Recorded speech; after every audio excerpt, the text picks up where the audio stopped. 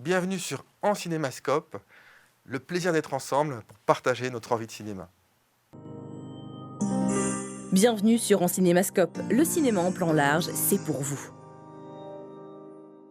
Le cinéma fascine, émerveille, rassemble, mais avant d'écrire, de tourner ou de monter, encore faut-il comprendre ce qu'est vraiment cet art complexe. Aujourd'hui, nous recevons Frédéric Secher, est cinéaste, écrivain et enseignant pour parler ensemble de son nouvel ouvrage Anatomie du cinéma, ce qu'il faut savoir avant de se lancer.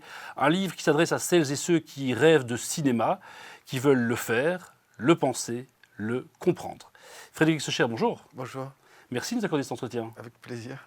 Alors parlons d'abord en quelques mots, si vous voulez bien, de la genèse de cet ouvrage. À quel moment et dans quel contexte l'envie d'écrire ce livre s'est-elle imposée à vous ? Mais c'est un éditeur qui est donc un éditeur français qui m'a proposé de faire le livre parce qu'on discute ensemble. Et donc c'est formidable d'avoir comme un producteur qui a envie qu'on fasse un film quand on est réalisateur. Donc on n'en parle pas souvent, mais il y a des envies qui nous portent. Et j'ai cette double casquette que vous avez présentée, qui est d'abord réalisateur, puisque j'ai commencé à faire des films dès l'âge de 15 ans, très tôt donc. Et puis après, je suis devenu enseignant en cinéma. Et donc, je suis toujours aujourd'hui avec des étudiants qui font des films. Je les accompagne dans la réalisation de leurs films. Et donc, je me suis dit, il faut un livre qui puisse peut-être rassembler tout ça et parler sans filtre de l'envers du décor. Parce que le cinéma, c'est du rêve, mais c'est aussi parfois un enfer. Et c'est aussi parfois des rapports de force. Et ce qui est formidable dans la nouvelle génération, c'est qu'il y a une libéralisation de la parole qui existe. Et je pense qu'il faut qu'elle se poursuive pour empêcher toutes les dérives, tous les abus. C'est aussi une des raisons pour lesquelles j'ai voulu écrire ce livre, parce qu'en général, il y a des tabous et on ne raconte pas tout ce qui se passe dans le cinéma. Et c'est la raison pour laquelle, puisque je parle de cet envers du décor, je pense aussi que ça peut intéresser les personnes qui aiment voir des films sans vouloir en faire, parce qu'il y a quelque chose d'épique et parfois de don quichotesque dans toute aventure filmique. Et donc on peut aussi le lire presque comme un roman, même si tout ce que je raconte, évidemment, est basé sur des faits réels. Quelles sont, selon vous, Frédéric Secher, les étapes clés de la formation d'un cinéaste, d'une cinéaste aujourd'hui ?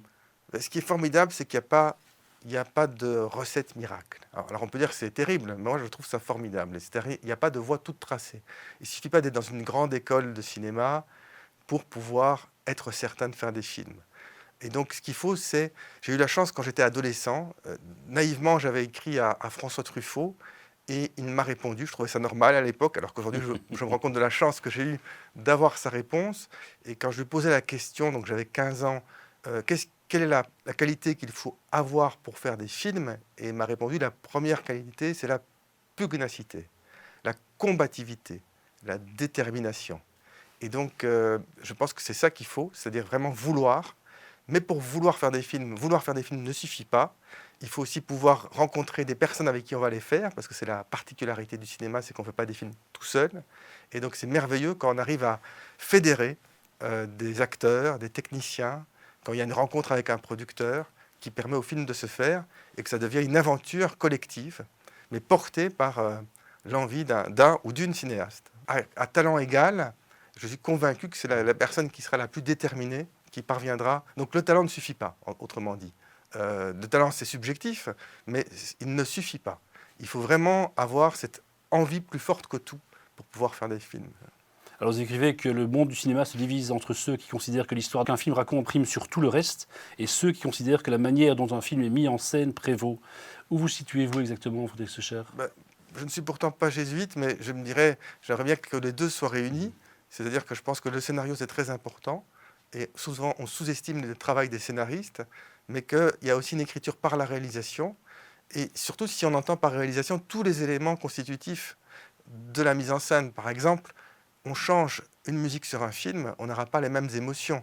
Pourtant, ce n'est pas le réalisateur, dans très peu de cas, ça existe, mais c'est très rare, qui va être le compositeur de la musique de son propre film. Donc, par contre, il faut qu'il choisisse la musique, il faut qu'il choisisse le compositeur avec qui il va travailler. Et donc, il y a une série de rencontres plus ou moins heureuses qui se font avec toutes les personnes qui apporteront leur part de création sur un film.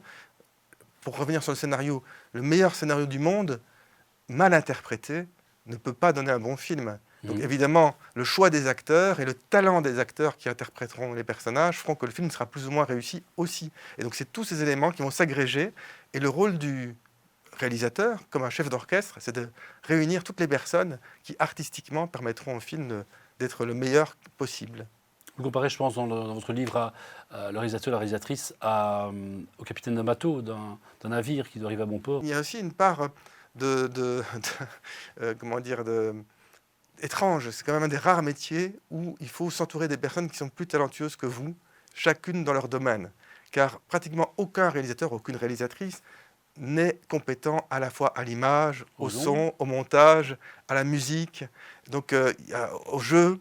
Et donc, même s'il y a certains réalisateurs qui sont aussi acteurs, mais ils vont travailler aussi avec d'autres actrices ou d'autres acteurs. Ils ne vont pas être seuls pour faire un seul en scène dans un film, en général. Mhm. Donc il y a d'autres personnes avec qui il faut travailler. Et donc, c'est ça le talent, c'est de bien pouvoir s'entourer, de trouver les personnes qui vont porter au firmament un projet.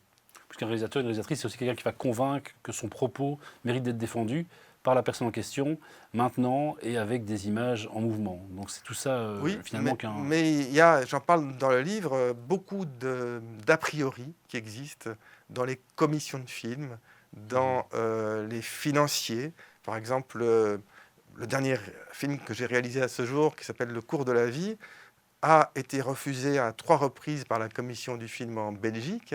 Euh, et la raison donnée par la commission, c'était que ce ne serait pas un film suffisamment commercial. Manque de bol, enfin, heureusement pour moi, ça a été le film réalisé par un Belge qui, en 2023, a fait le plus de spectateurs 100 000 en francophone, en France, oui. Donc, démonstration est faite que les raisons du refus n'étaient pas bonnes. Donc, il y a une part de subjectivité, d'a priori, et donc il faut continuer à se battre pour essayer parfois de surmonter ces obstacles. Et c'est parfois un long combat. Le cinéma, c'est l'art des rencontres, écrivez-vous. Si je vous demande quelles sont vos 3 plus belles rencontres de cinéma dans la vraie vie, que me répondez-vous?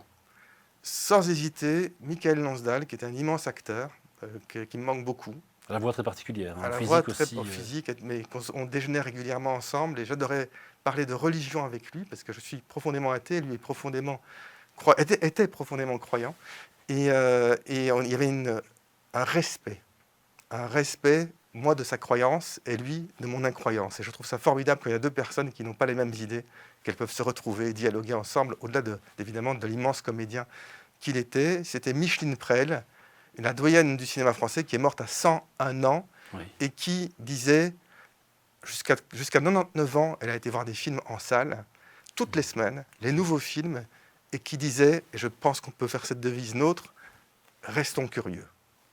Tout à fait. Et puis le troisième ou la troisième personne, eh bien, c'est ma compagne actuelle, Oui. ma compagne qui m'a permis de... Sans elle, le film Le cours de la vie n'aurait pas existé.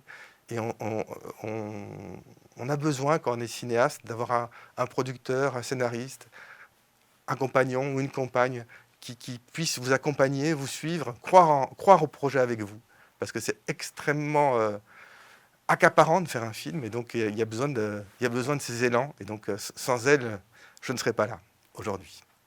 Alors André Delvaux, un autre grand, a, écrivez-vous, sorti le cinéma belge son ornière. Quel souvenir gardez-vous de ce pionnier du cinéma belge qui a cofondé l'INSAS? C'est l'INSAS que vous avez étudié d'ailleurs.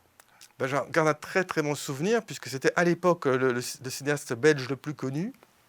Et il m'a fait le grand honneur de voir mes films, de parler avec moi, on a échangé. Donc, c'était aussi lui qui était vraiment, pour plusieurs générations de réalisateurs en Belgique, la référence, puisqu'il donnait cours à l'INSAS, la fameuse école de cinéma.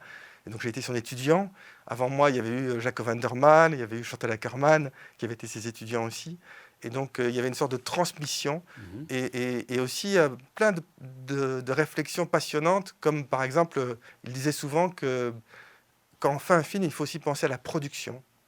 Et par exemple, écrire un scénario en fonction des moyens qu'on sait pouvoir avoir, par exemple dans le cadre du cinéma belge. Et donc, il y a une pensée de la création qui passe par la production.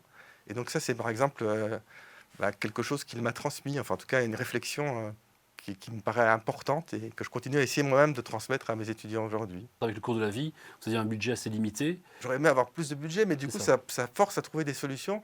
Et tout l'enjeu, c'est que ces solutions ne se fassent pas au détriment artistique du film. Quelques mots maintenant sur une autre rencontre que vous avez effectuée, une belle rencontre aussi. Les rencontres sont souvent belles. C'est celle avec Bertrand Tavernier. Ça, c'est quand même quelque chose aussi. Hein. Ah bah, c'était.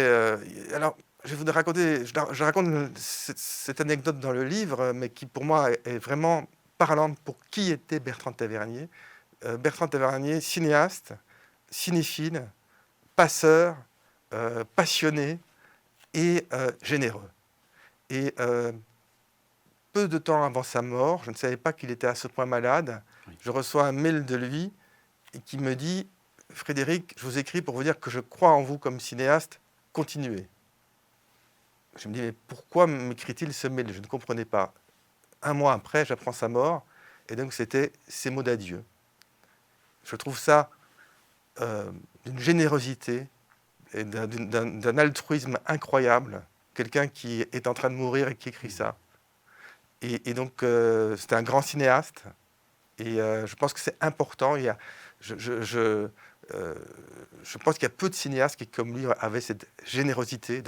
J'essaye à mon petit niveau, vraiment tout petit par rapport à lui, d'essayer parfois d'être généreux aussi pour les nouvelles générations, et notamment pour mes étudiants, pour les accompagner, essayer d'être dans le don de soi, et pas uniquement à penser à mes propres projets. Bertrand Tavernier qui a notamment rédigé une série d'ouvrages et notamment Ami américain. Vous mentionnez dans votre ouvrage une série de plateformes les plus connues et MK2, Curiosity. Oui. Outre cette dernière, il existe d'autres plateformes assez qualitatives. Je pense à Sooner.be et la cinétech.com. Quel est votre regard sur celle-ci? Mais là, on est dans deux registres différents. Il y a les plateformes les plus connues qui sont des plateformes commerciales et qui, pour moi, posent problème parce que elles sont régies par des algorithmes qui font que, par exemple, elles nous donnent elles nous réfèrent des films qui, soi-disant, nous intéresseraient par rapport aux films qu'on a déjà vus sur la plateforme. Et je trouve que c'est un formatage terrible, parce que moi, ce qui m'intéresse, c'est de découvrir des nouveaux cinéastes et d'autres films que ceux que je connais déjà. Et puis, il y a des plateformes qui sont plus proches du ciné-club, qui sont avec un répertoire cinéphile. Donc ça, c'est des plateformes que vous citez, parfois spécialisées d'ailleurs dans le documentaire ou dans tel ou tel type d'approche. Et là, évidemment, c'est formidable, parce que c'est l'accès à une bibliothèque de films, et souvent avec une éditorialisation. Et donc, dans ce cas-là, ce n'est que positif. Par contre, je peux moi aussi prendre plaisir à voir certaines séries, certains films sur des plateformes très connues et très commerciales. Mais ce qui me pose problème, c'est la manière dont elles sont conçues en termes éditorial et ce que ça reflète comme philosophie. Et il ne faudrait surtout pas que ça empêche la diversité d'exister. Je pense aussi à Mubi, à Tam, qui est là et vraiment axé documentaire. Y a-t-il, Frédéric Socher, une œuvre, un film, une lecture fondatrice, ou les trois, que vous recommanderiez à tout aspirant cinéaste, même si une œuvre, c'est très large, évidemment? C'est difficile de répondre à ça, parce que là, je voudrais vous donner une réponse, je vous donnerai une autre réponse demain et encore une autre réponse après-demain. Mais là, spontanément, j'ai envie de dire n'importe quel film de Lubitsch, qui est donc un grand cinéaste qui n'était pas américain, mais qui a immigré aux États-Unis et qui a fait des films extraordinaires. Donc, voir To Be or Not To Be, par exemple, pour commencer. D'accord. Si vous deviez résumer en une phrase le conseil essentiel que vous donnez dans ce livre, quelle serait cette phrase? Ces phrases, 2, 3 phrases peut-être, ou une phrase, pourquoi pas, l'exercice est plus difficile.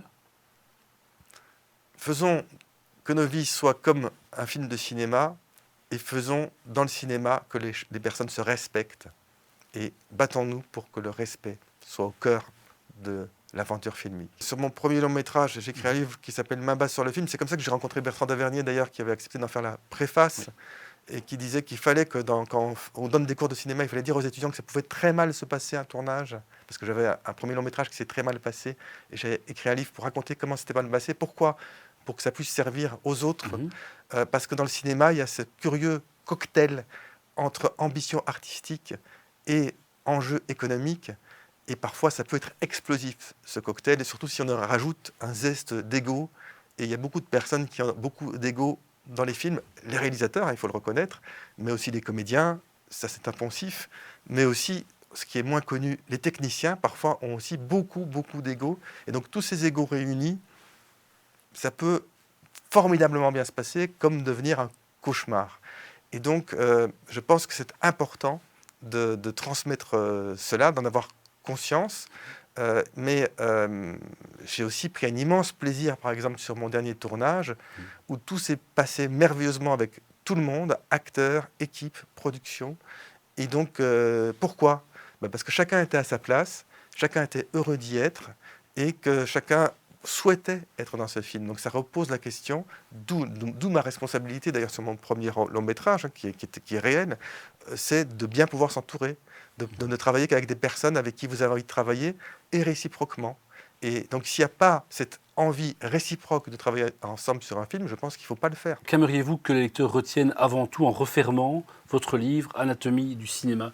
Sortons de la langue de bois, libérons la parole, n'ayons pas peur, et surtout pas d'autocensure. Dans le livre, par exemple, je raconte une de mes étudiantes. Je trouve que c'est intéressant ce qu'elle avait comme projet parce que ça pose plein de questions. Moi, je suis obsédé par ça pour l'instant, c'est-à-dire par ce qui se passe à Gaza et l'horreur que c'est, mais aussi l'horreur que ça a été le Hamas qui a fait pour moi un acte terroriste, et donc l'horreur qui est pour moi des deux côtés. Et donc comment sortir de ce cycle infernal? Et donc il y avait une étudiante qui était d'origine juive, et qui avait une grand-mère qui vit en Israël et qui est pro-Netanyahou. Et l'étudiante déteste Netanyahou et est absolument contre la politique du gouvernement israélien. Et je trouvais que c'était intéressant d'avoir son point de vue, c'est-à-dire à la fois la tâche affective qu'elle peut avoir pour sa grand-mère, et que sa grand-mère est d'une opinion politique à l'opposé d'elle. Et en plus, avec, disait-elle, elle sentait la résurgence de l'antisémitisme en France. Et donc, je trouvais ce projet passionnant. On avait réussi à ce que TV5 Monde accepte d'être partenaire, et l'étudiante a reculé. Il n'y a rien de pire pour moi que l'autocensure. Il n'y a rien de pire qu'un cinéaste qui ne fait pas un film alors qu'il peut le faire parce qu'il a peur du regard des autres. Il ne faut pas être cinéaste à ce moment-là. Il faut prendre des risques quand on est cinéaste. C'est un point de vue, c'est ça. Il faut donner un point de vue et avoir la capacité d'être à l'écoute des acteurs, à l'écoute des techniciens, à l'écoute des producteurs. Et c'est ça qui est fascinant, c'est comment on arrive à forger son point de vue tout en étant à l'écoute des autres. Et c'est dans cet échange permanent entre une direction qu'il faut donner et la capacité d'être à l'écoute qu'à mon avis, on peut faire un film qui porte, qui apporte de l'émotion, qui devienne nécessaire. Avez-vous en tête un prochain projet, que ce soit un film, un nouvel ouvrage ou autre chose encore peut-être? C'est-à-dire que j'espère faire un film, mais si je ne fais pas un film, je ferai un nouvel ouvrage, parce que ça coûte moins d'argent de faire un livre. Et donc j'ai la grande chance d'avoir plusieurs maisons d'édition qui sont prêtes à me suivre, mais l'idéal pour moi serait de faire un nouveau film, et donc j'ai quelques idées en tête pour essayer d'y parvenir. Et s'il y avait un film parmi vos projets de film qui pouvait se faire, en quelques mots, est-ce que vous pouvez pitcher ou dire un ou deux mots sans trop en révéler bien sûr? Jusqu'à présent, y compris dans le dernier film, Le cours de la vie, je faisais toujours des films en rapport avec le cinéma, parce que Le cours de la vie, c'était Agnès Jaoui qui était professeure de scénario, et que là j'ai vraiment envie de sortir sur les films qui parlent du cinéma et d'avoir des projets de fiction, mais qui ne parlent absolument pas du cinéma, mais des questions contemporaines. Il y a pas mal de sujets possibles. Merci, Frédéric Socher. C'était un plaisir, et puis restons curieux, comme disait Micheline Frel.